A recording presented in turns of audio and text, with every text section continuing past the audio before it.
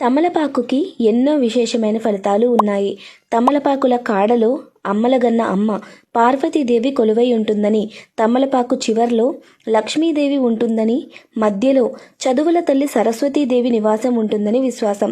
ఇలాంటి తమలపాకుపై దీపం వెలిగించడం వల్ల అనుకున్న కార్యాలు దిగ్విజయంగా పూర్తవుతాయి. తాజా తమలపాకులు 6ని తీసుకొని, ముఖ్యంగా తమలపాకు చివర్ల విరిగిపోకుండా తాజాగా ఉండేలా చూసుకోవాలి. చివర్లు లేని తమలపాకులు ఎప్పుడూ కూడా పూజకు ఉపయోగించకూడదు. అయితే ప్రస్తుతం దీపం కోసం మనం తీసుకునే తమలపాకులపై కాడును తుంచుకోవాలి.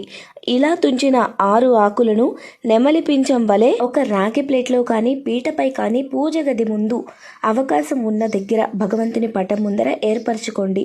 ఇలా ఏర్పరిచిన ఈ తమలపాకులపై మట్టి ప్రమిదను ఉంచి తుంపిన 6 తమలపాకుల కాడలను ఈ మట్టి ప్రమిదలలో వేసి నువ్వుల నూనెతో దీపాన్ని వెలిగించాలి. ఇలా మనం వెలిగించిన దీపం నుంచి చాలా మంచి సువాసన వస్తుందండి.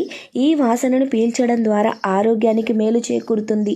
అంతేకాదండి, మన ఇంట్లో ఉన్నటువంటి నెగటివ్ ఎనర్జీ అంతా కూడా తొలగిపోయి ఇల్లంతా పాజిటివ్ ఎనర్జీ వ్యాపిస్తుంది. మన శరీరంలో ఎటువంటి అనారోగ్యం ఉన్నా కూడా ఈ వాసన పీల్చడం ద్వారా తొలగిపోతుంది. సుఖ సంతోషాలు చేకూరుతాయి. అనుకున్న కార్యాలు దిగ్విజయంగా పూర్తవుతాయి. కాబట్టి తప్పనిసరిగా తమలపాకులపై ఈ విధంగా దీపాన్ని వెలిగించుకోండి. దీన్ని ఎటువంటి శుభప్రదమైన రోజుల్లో అయినా, శుక్రవారం రోజున, గురువారం రోజున, మంగళవారం రోజున, ఇలా పౌర్ణమి, ఏకాదశి తిథుల్లో కూడా వెలిగించుకోవచ్చు. చూసారు కదండి. Please like, share and follow. Thanks for watching friends.